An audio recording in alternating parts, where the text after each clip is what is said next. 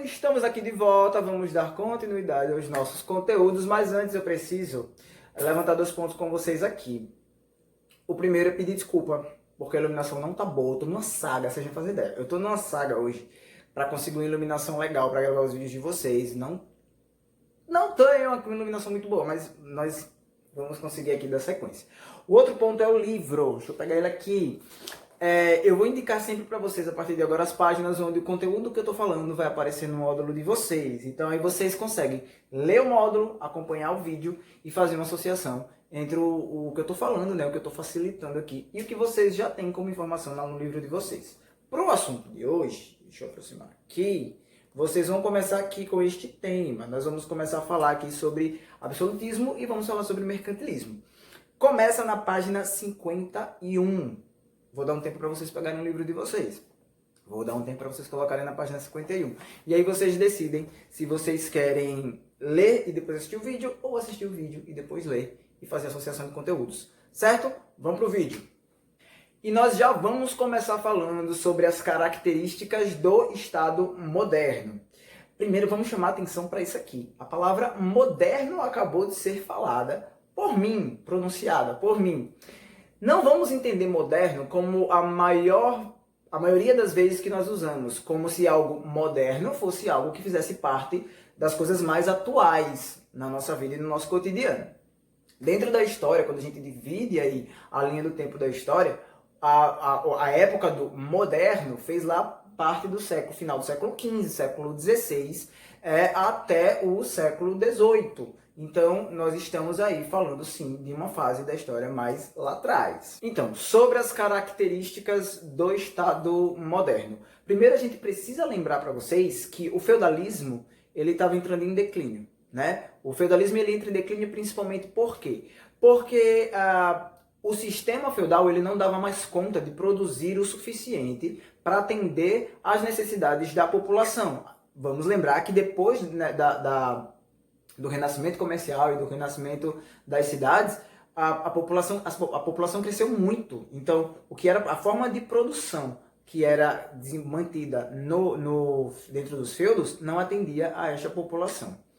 Junto a isso, né, junto com o renascimento comercial que eu acabei de falar para vocês, o capitalismo já nascia. Então, esse sistema de comércio atendia muito melhor às necessidades da população europeia do que a forma de produção do próprio feudalismo. E aí o feudalismo entra em declínio total. Uma das causas, né, uma das consequências, né, desse declínio do feudalismo é justamente a volta da importância da figura do rei, né? A partir de agora, dentro de um Estado absolutista, nós temos a figura do rei como uma figura central, a figura mais importante. E a gente vai entender isso, o porquê, a gente vai entender o porquê disso. Quando o feudalismo entra nesse processo de declínio e o rei começa a fazer essa tentativa de tomada do poder de volta para as suas mãos, temos uma classe que já estava estabelecida aí nas relações sociais e que já falamos dela aqui outras vezes, a burguesia, que entende que para o processo econômico, né, para o processo comercial funcionar melhor e para que a burguesia tivesse mais chances, né, economicamente falando, era mais interessante para este grupo que apoiasse a ascensão do rei. Eu quero muito que vocês lembrem disso para os próximos conteúdos que nós vamos discutir. Neste momento, estamos falando aqui de século XIV, né, final da Alta Idade Média. Nesse momento, quando o rei tenta essa retomada do poder, a burguesia dá um apoio, um suporte muito grande à figura do rei. Segura essa mensagem aí, que futuramente a gente vai precisar lembrar dela. Então, nós temos aí, né, o rei, né, tentando retomar o poder, a gente sabe que ele consegue retomar o poder com o apoio da burguesia, e nessa chegada ao poder, nessa retomada de poder, algumas redefinições vão ser feitas aí na organização do trato, né? Primeiro, a mudança no exército. Os senhores feudais, a gente já viu isso, eles tinham suas guardas pessoais. Agora, o que o rei vai fazer é acabar com essas guardas pessoais e vai fazer com que todos os soldados, né, façam parte de um exército nacional. Prestem atenção agora na palavra nacional, porque ela vai permear aí todas as decisões, né, as próximas decisões dessa nova figura que é o rei. E é justamente dentro dessas decisões, dentro desse sentido de nacionalidade, que vão nascer os estados nacionais, né, como reinos ainda, mas que tem uma noção totalmente diferente da relação do espaço que se tinha dentro do feudalismo, por exemplo. Porque vamos lembrar, dentro do feudalismo, cada senhor feudal era dono, né, daquele pedaço de terra que pertencia a ele. Então, as leis, a forma de se comercializar ou de fazer trocas, a forma de produção, tudo quem decidia era o senhor feudal. Agora, com essa ideia de nacionalismo sendo trazida pelo rei, tudo vai ser decidido pelo Estado, pelo rei, pensando num todo. Então, essa ideia das definições territoriais pertencentes a cada senhor feudal, ela vai começar a ser quebrada. Vamos imaginar aí agora a queda de todas aquelas muralhas. Vamos imaginar todas aquelas muralhas desabando e todos os territórios fechadinhos que pertenciam aos senhores feudais agora pertenciam a uma ideia maior, né? Estamos falando aqui de nacionalismo. Essa ideia das terras agora, também todas as terras de produção pertencem ao Estado, porque a produção do Estado acolhia, ou pelo menos a ideia era essa, né? O excedente da produção do Estado acolheria, né, toda a população. Então, começa a se criar, vamos entender aí, né, essa ideia de um exército que era nacional, que atendia a todas, vamos usar a França como exemplo, que atendia a todas as intenções e necessidades da França, não mais de um senhor feudal específico. Existiu a partir daí agora uma ideia de posse de terra e de reconhecimento de território nacional que pertencia ao Estado, e se óbvio pertence ao Estado, pertence a todos nós, pelo menos essa era a ideia de defesa. E a ideia dentro do comércio, né? Por que a burguesia passa a apoiar essa ideia do rei, né? O que é que vai ter aí como moeda de troca, já que estamos falando de comércio? É criado também uma moeda nacional, deixa de existir aquela moeda, como a gente já falou lá dentro do período feudal ainda, a gente vai precisar ficar recorrendo ao que a gente já falou em feudalismo, porque a gente está vendo justamente a quebra daquele sistema e uma nova engrenagem, né? Tipo, a nova forma de se produzir, de se pensar, de se administrar o espaço como um todo, certo? Então, a moeda de troca aí agora é haver, eu estou falando na relação entre rei e burguesia, é haver uma moeda nacional. Isso fortalece o comércio, né? Porque uma moeda que vale na região aqui do sul vai também valer lá na região do norte, vai valer numa região mais afastada, vai valer nas cidades mais desenvolvidas, vai valer numa fazenda. Entenderam? Então, agora o comércio ele era mais generalizado. O comércio também entra, essa ideia de moeda nacional, é justamente isso, entra aí nesse jogo das relações comerciais, sociais, políticas, né? Que é a ideia do Estado Novo. Mas aí, afinal de contas, esse era o Estado Novo, entendi. A ideia do absolutismo, né? Que é o que a gente vai discutir agora. Como é que ela surge, como é que ela é defendida e, afinal de contas, o que é o absolutismo? Vocês já devem ter ouvido aí a frase "os fins justificam os meios". Muita gente diz que essa frase foi proferida por Maquiavel, mas não. Essa frase ela foi aí dita por pensadores políticos depois que estavam interpretando, né, uma de suas maiores obras, acho que sua maior obra, chamada O Príncipe. O que é O Príncipe? O Príncipe é essa obra, é a primeira obra aí do pensamento político moderno, né, que vai falar sobre justamente isso, né, como o Estado tem que funcionar. Né? Essa obra ficou muito conhecida porque Nicolau Maquiavel, nesta obra, ele não fala sobre como o Estado e a relação do Estado com as pessoas deveria ser. Ele fala dela justamente como ela é, né? E fala justamente, tipo, é como se fosse um norte, né? Ela dá as ideias de como o regente, né, como o príncipe ou o rei deve agir para manter o seu povo. E aí sim uma ideia que é colocada na obra muito clara, de que muitas vezes é melhor você ser temido do que ser amado pelo povo, né? E isso a gente vai ver que dentro do absolutismo vai ser bastante empregado. E é justamente seguindo essa ideia de que às vezes é melhor ser temido do que odiado que nós vamos falar, né, do nosso próximo autor aí que falava sobre o absolutismo, Thomas Hobbes.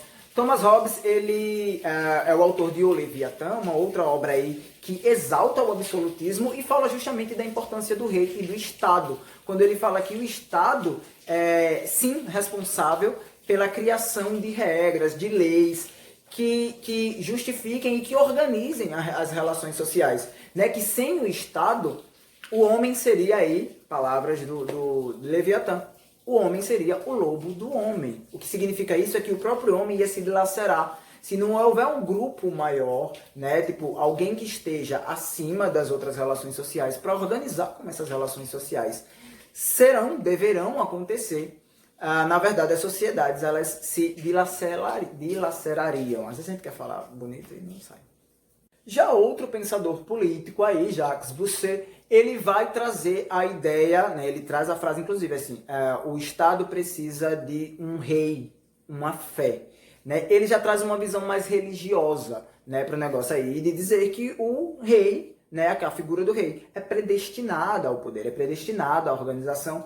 E como a gente já viu, né, durante toda a Idade Média, essa questão da visão religiosa ela é muito importante e é por isso que a igreja vai estar associada também, né, nesse novo processo aí de dinâmica de administração pública, né, mesmo que o poder esteja centralizado na mão do rei, o poder da igreja, a visão religiosa, o apoio religioso, ele é muito importante. Então, sim, a visão religiosa ela é usada para qualificar a figura do rei, o poder, né, centralizado na mão do rei.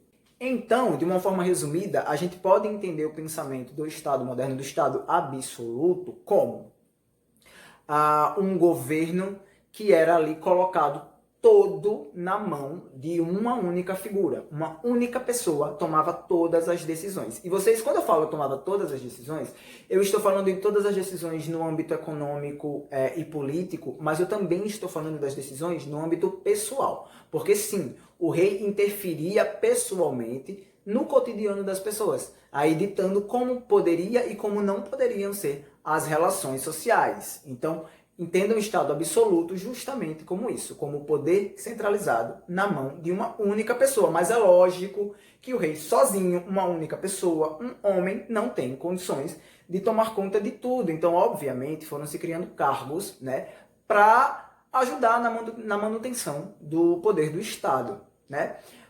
Fora isso, temos agora que falar sobre a nobreza. Falamos sobre a burguesia, vamos falar um pouco mais sobre a burguesia. Mas temos que falar sobre a nobreza, porque a burguesia ela está associada com a formação de uma nova parcela da nobreza dentro do Estado moderno. Né? Vocês lembram lá que eu falei, logo no começo do vídeo, que a burguesia, a classe burguesa, ela apoia o rei, né, os reis, porque estamos falando aqui do rei como figura, mas a questão de movimentação do Estado absoluto ela aconteceu em vários lugares na Europa. Então, esses reis precisaram do apoio da burguesia, a maioria deles contraiu dívidas com a burguesia para poder chegar no poder, e agora nós temos um rei no poder, estou pensando como um burguês daquela época. Nós temos um rei que chegou no poder, mas que tem uma dívida muito grande conosco. E por mais que ele tenha poder, ele ainda não tem como pagar a dívida. Nasce aí a nobreza togada. Por quê? Esses burgueses que financiaram, né, a campanha, né, de exaltação da figura do rei, eles foram alguns transformados em nobres, porque o rei aí estaria quitando a sua dívida dessa forma. Então surge aí a nobreza togada. Uma outra nobreza, né, a nobreza palaciana, são aqueles nobres que já viviam nas cidades mais desenvolvidas e aí ficaram ali vivendo na corte. A grande maioria desses nobres não fazia nada isso, vocês já devem ter visto aí em filmes, em séries, em sátiras, quando fala que a nobreza, uma parcela da nobreza, não trabalhava. Na verdade, quando a gente fala disso, a gente fala de uma forma mais generalizada. Diz que nenhuma parte da nobreza trabalhava, mas geralmente sendo associado a essa parcela da nobreza chamada de nobreza palaciana. E nós temos mais uma nobreza que eu acabei de esquecer o nome, que é a nobreza provincial. Essa acabou me fugindo. A nobreza, acabei de derrubar aqui um pedaço de material. A nobreza provincial são justamente, vamos entender aí nessa dinâmica nova, Os ex-senhores feudais, né? A grande parcela dos senhores feudais, os que não conseguiram se tornar reis absolutos, né? Eles viraram ali nobreza dentro da sua própria região. Não é o rei do Estado Nacional, mas ainda assim é um nobre, tem uma importância muito grande e tem posses de terras. Então, chamada aí de nobreza provincial. Uma das medidas tomadas pelo rei, e agora vamos entrar na segunda parte, e eu não vou me aprofundar, vamos falar de mercantilismo, que é o tema desta unidade que nós estamos estudando. Estamos falando de Estado absoluto e mercantilismo. Por que que é importante? Por que que os dois processos estão associados? O mercantilismo, né, ele vai ser uma nova dinâmica de relação econômica que vai ser criada justamente para fortalecer, né, para justificar essa nova forma de governo, essa nova dinâmica de administração pública. E nós precisamos falar um pouco do mercantilismo agora, para vocês entenderem a relação, mas as características do mercantilismo e como o mercantilismo se associa às grandes navegações, que eu citei isso no vídeo passado, falando de grandes navegações, a gente vai ver no próximo vídeo, que é inteiro só falando sobre mercantilismo, certo?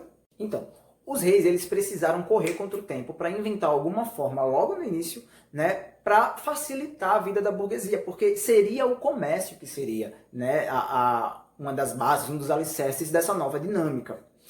Então, o que eles inventaram? Eles precisavam de um sistema onde os produtos estrangeiros não chegassem, porque se os produtos estrangeiros não chegam aqui na minha região, eu vou ser obrigado a consumir os produtos vendidos pelos comerciantes daqui. Então, essa quebra com a concorrência já é uma das principais características do mercantilismo. A criação de uma moeda nacional, como eu falei lá atrás no vídeo, é outra característica. E assim surge, né, um sistema de comércio fortalecido de consumo daquilo que é produzido localmente. Eu estou falando muito superficialmente sobre características do mercantilismo, só para dizer para vocês que o mercantilismo, ele é uma política de economia adotada pelos Estados nacionais com a inicial, né, visão de facilitar a vida dos burgueses, já que houve essa relação aí de ajuda na ascensão da imagem do rei. Porém, o mercantilismo também era, né, uma forma de validação, né?